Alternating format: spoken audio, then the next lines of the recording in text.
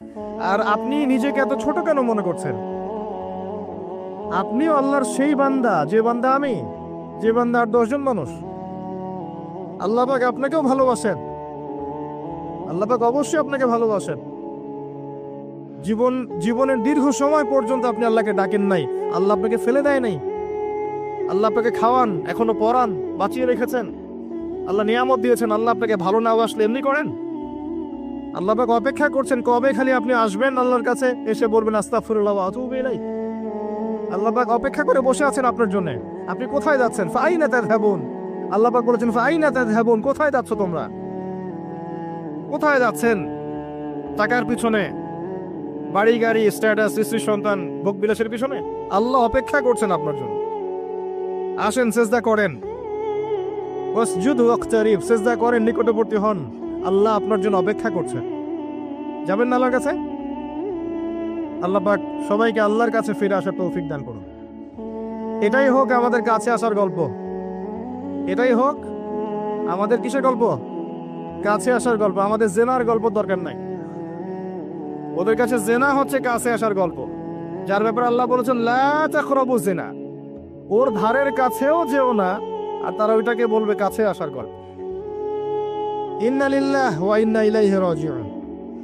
আল্লাহ পাক আমাদের যুবক যুবতীদেরকে হেদায়েত দান করুন। পিতা মাতাদেরকে পরিবারে অনুশাসন বজায় রাখার তৌফিক দান করুন। আমাদের এই কাজগুলোর প্রতিফল কিন্তু আমাদেরকে ভোগ করতে হবে।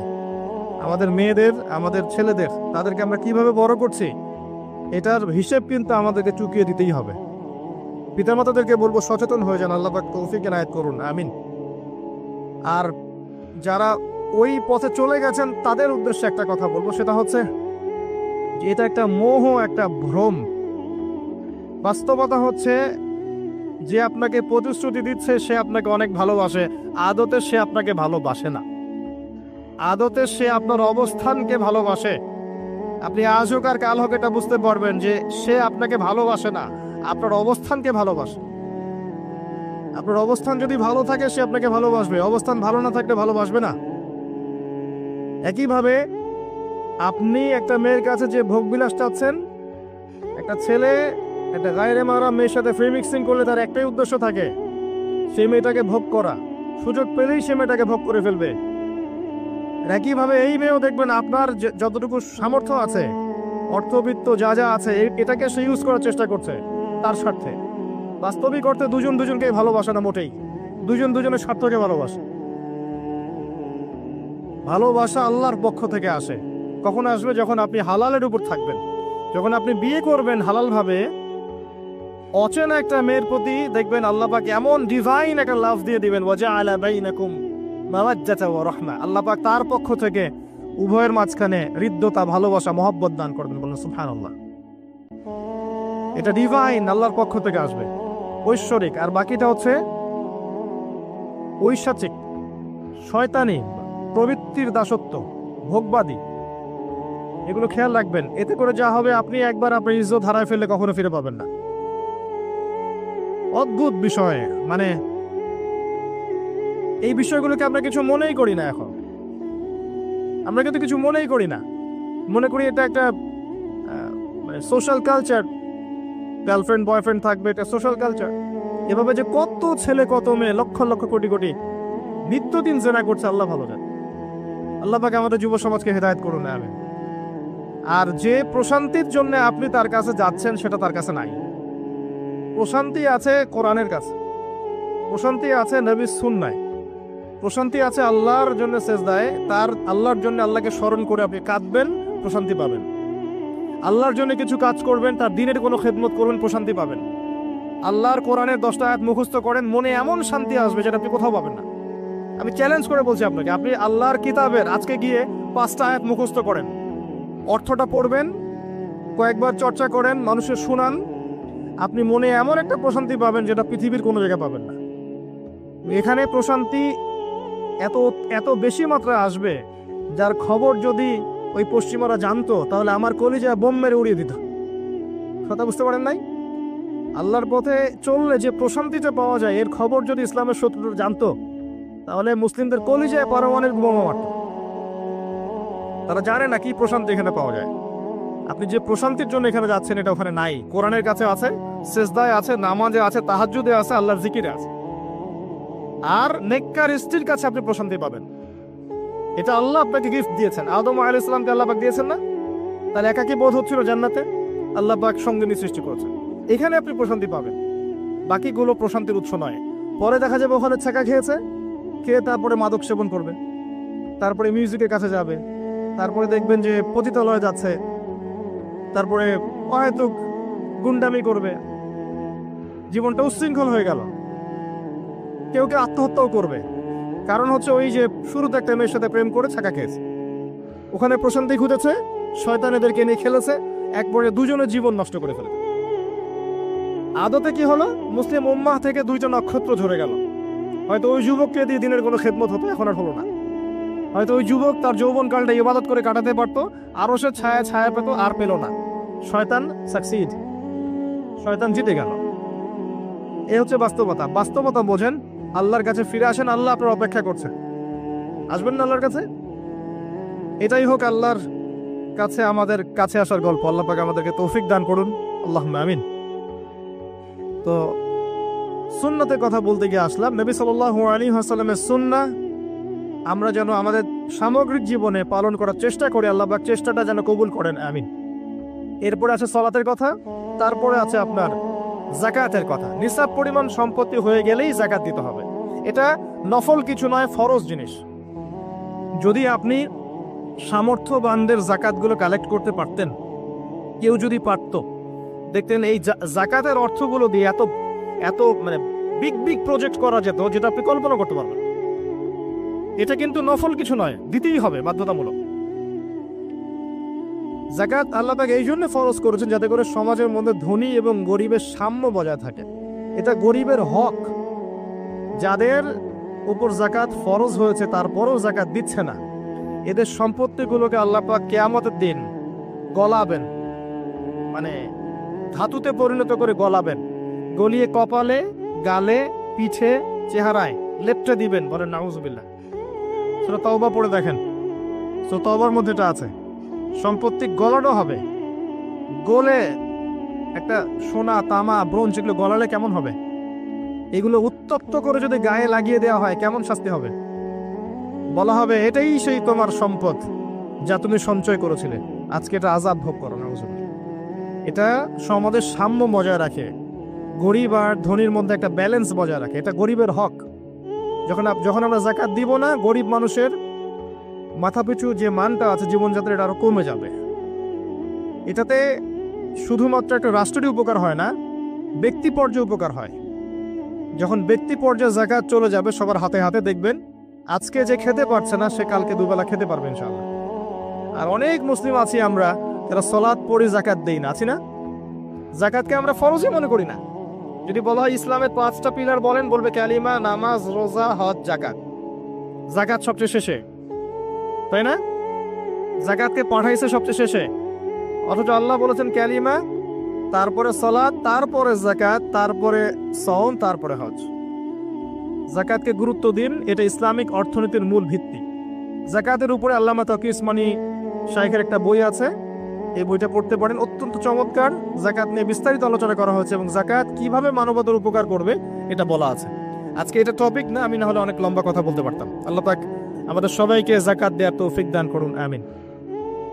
এরপরে সাওমের কথা বলেছেন, সাওম ইনশাআল্লাহ সামনে আসবে, আমরা সবাই রাখবো। আল্লাহ পাক আমাদের সবাইকে 30টা সাওম, পুরো মাস সাওম রাখার তৌফিক দান করুন, আমিন।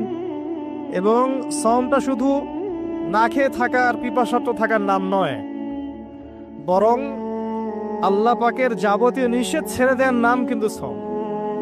এটা একটা হিজরত, মানে আল্লাহ পাক যত বিষয় নিষেধ করেছেন এগুলোকে ছেড়ে দেওয়ার নাম কিন্তু রোজা বা সাওম। শুধু না খেয়ে থাকার নাম সাওম নয়।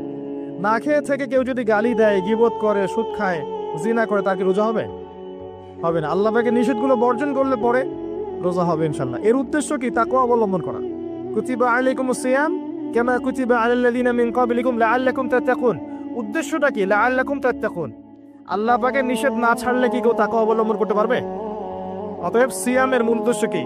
তাকওয়া অবলম্বন করা, আল্লাহ পাকের যাবতীয় নিষেধগুলোকে বর্জন করা। আল্লাহ পাক আমাদেরকে সিয়াম রাখার মতো রাখার তৌফিক দান করুন। রমজান মাসে আমরা ইফতার করাবো বেশি বেশি ইনশাআল্লাহ। বেশি বেশি মানুষকে ইফতার করাবেন, বেশি বেশি নফল দান সাদাকা করবেন, জাকাতগুলো দিয়ে দিবেন। রমজান মাসে কিয়ামুল লাইল করবেন, তারাবির নামাজ সুন্দর করে লম্বা করে পড়বেন। রাকাত সংখ্যা নিয়ে ঝগড়া করেন না। আমরা যে কাজগুলো করি ঝগড়াটা বেশি করি। কোয়ালিটি দেখবেন আল্লাহ, কোয়ালিটি, কোয়ান্টিটি না। নামাজটা কেমন কোয়ালিটি সম্পন্ন ছিল। এবং এই রমজান মাসের সবচেয়ে বেস্ট নিয়ামা হচ্ছে কোরআন। এই মাসে কি হয়েছে? কোরআন নাজিল হয়েছে। এই কোরআনকে সময় দিতে হবে। যারা কোরআন তেলাওয়াত করতে জানি না, রমজান মাসে শিখতে হবে। যারা জানেন তারা খতম দিবেন, তেলাওয়াত করবেন, খতম দিবেন। যারা আরো ভালো জানেন তারা গবেষণা করবেন, পুরো কোরআনটা গবেষণা করবেন। পারা যাবেন ইনশাল্লাহ। আল্লাহ পাক সবার আগে আমাকে, অতঃপর আপনাদের সবাইকে তৌফিক দান করুন, আমিন। এবং দ্বীনের জন্য তালিম পড়বেন, ঈমানের আলোচনা করবেন, মসজিদে দার্স দিবেন, ইফতার করাবেন, গরিবদেরকে সাদাকা করবেন, ওষুধ দিবেন, ফিতরা আদায় করবেন। রমজান মাসটাকে একটা ইসলামের ইবাদতের সংস্কৃতি বানিয়ে ফেলবেন। রমজানের প্রতিটা মোমেন্টকে কাজে লাগানোর চেষ্টা করবেন। আল্লাহ পাক সবাইকে তৌফিক দান করুন, আল্লাহুম্মা আমিন। ইফতার একসাথে করবেন, বাসায় সবাই একসাথে ইফতার করবেন। একটা কমিউনিটি, একটা মানে কি বলবো, ইসলামের উৎসব যেন বিরাজ করে। পরিবারের ছোটরা দেখবে যে রমজানে আমরা সবাই একসাথে ইফতার করি।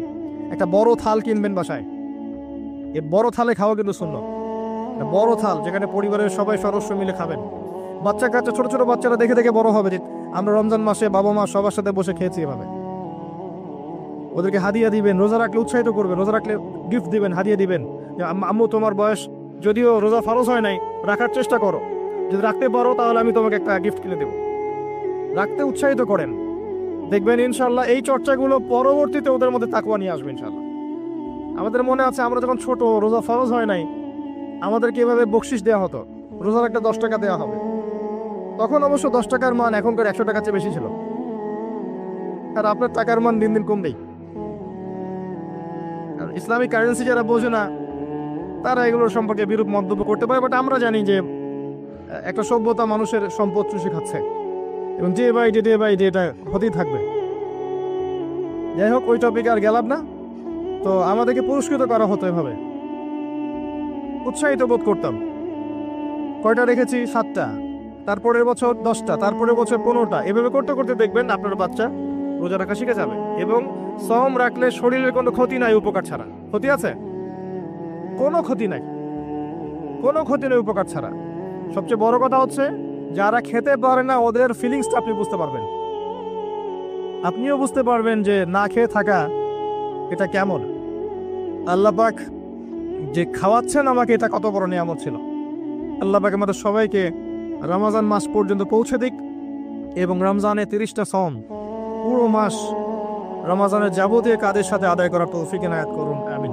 আর সম্ভব হলে রমজান মাসে উমরা করবেন। সম্ভব হলে রমজান মাসে উমরা করতে পারেন, এটা খুব বড় একটা ইবাদত।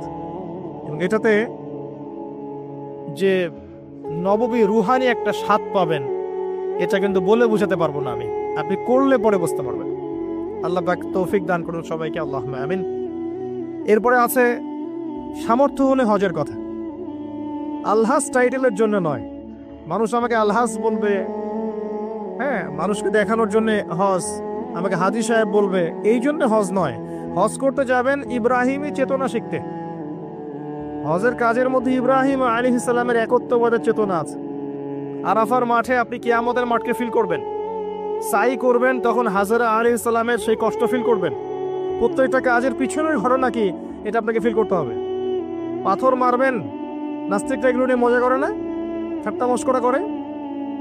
সন্তানকে জবাই করার যে হুকুমটা ছিল সেখানে শয়তান ধোঁকা দিচ্ছিল না? শয়তান যে প্রত্যেকটা কাজে আমাদেরকে বিভ্রান্ত করে, এই চেতনাটা ওখানে জাগ্রত হয়।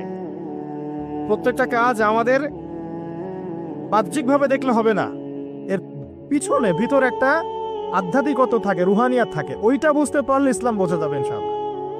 তো হজের প্রতিটা কাজ আপনি দেখবেন ইব্রাহিম আলাইহিস সালামের সুন্নাহ, হাজরা আলাইহিস সালামের আত্মত্যাগ, ইসমাইল আলাইহিস সালামের ঘটনা, কিয়ামতের মাঠ, দোয়া কবুলের মাঠ, তাওয়াফ, এই প্রত্যেকটা বিষয় আপনার ক্ষুদ্রত্ব, আল্লাহর বিশালত্ব, এগুলো আপনাকে বুঝিয়ে দিবে।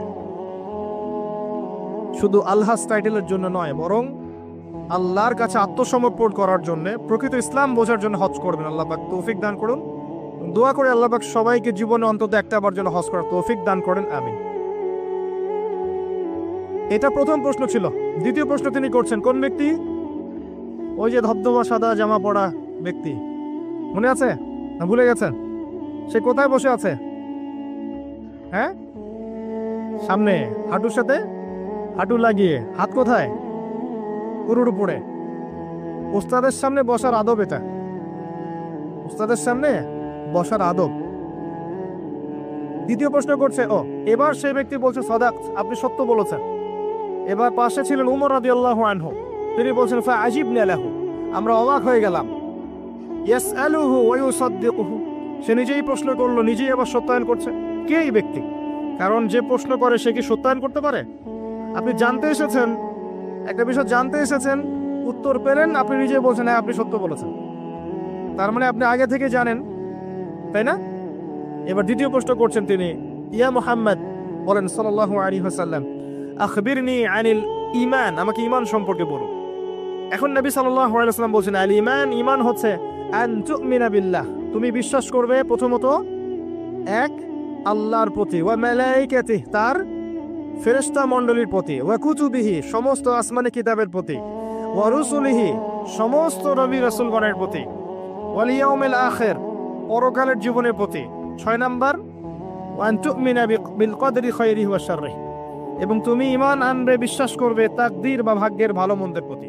এই 6টা বিষয়ের প্রতি মনে বিশ্বাস করবে, মুখে স্বীকার করবে এবং কাজে বাস্তবায়ন করবে, এর নাম হচ্ছে ঈমান। মনে থাকবে?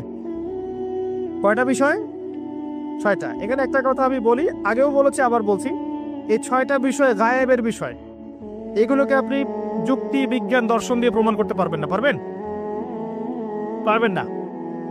পরীক্ষা নিরীক্ষা, যুক্তি, বিজ্ঞান, দর্শন দিয়ে ল্যাবরেটরিতে বসে কি আল্লাহ, ফেরেশতা, আসমানি কিতাব, নবী রাসূল, পরকালে পরীক্ষা করা যায়? যায় না। এগুলো কিসের বিষয়? গায়েবের বিষয়। আল্লাযীনা ইউমিনুনা বিল গায়ব, মুত্তাকি কারা? যারা গায়েবে বিশ্বাস করে, এদের জন্যই হচ্ছে আলিফ লাম মিম যালিকাল কিতাব লা রাইবা ফিহি হুদাল লিল মুত্তাকিন। তো ঈমানের 6 পিলারকে 3টা কাজ করতে হবে: মনে বিশ্বাস, মুখে স্বীকৃতি এবং কাজে বাস্তবায়ন। যারা শুধু বিশ্বাসটাকেই সবকিছু মনে করে, এদেরকে বলা হয় মুরজিয়া বা শৈথিল্যবাদী। আর যারা কাজ করতে গেলেই পান থেকে চুন খসলেই কাউকে কাফের বলে ফেলে, এদেরকে বলা হয় খাওয়ারেজ বা খারেজি। আহলুস সুন্নাহ ওয়াল জামায়াতের আকীদা হচ্ছে মাঝখানে। ঈমানের বেইজ হচ্ছে দুটো জিনিস: মনে বিশ্বাস, মৌখিক স্বীকৃতি। কাজে বাস্তবায়ন হচ্ছে ফুরু বা শাখা। কাজ করতে গিয়ে যদি আপনার ভুল হয়, কবিরা গুনাহ করে ফেলেন, আপনি কাফের হবেন না, বরং ফাসেক বা জালেম হতে পারেন। এবং কবিরা গুনাহ করে ফেললেই কাউকে হত্যা করা জায়েজ নাই, তার তওবার দরজা কি আছে? খোলা আছে। এই হলো ঈমান। তারপরে তিনি আবার প্রশ্ন করছেন, ইয়া মুহাম্মদ, বলেন সাল্লাল্লাহু আলাইহি ওয়াসাল্লাম, আখবিরনি আনিল ইহসান, আমাকে ইহসান সম্পর্কে বলুন।